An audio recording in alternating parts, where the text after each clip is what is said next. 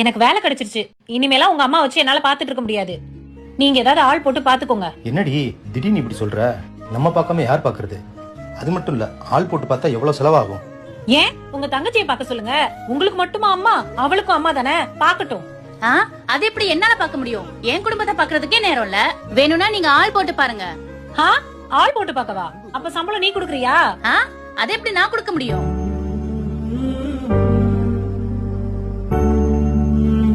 எனக்காக நீங்க யாரும் சண்டை போட்டுக்க வேணாப்பா. என்ன செய்யணும்னு எனக்கு தெரியும்பா.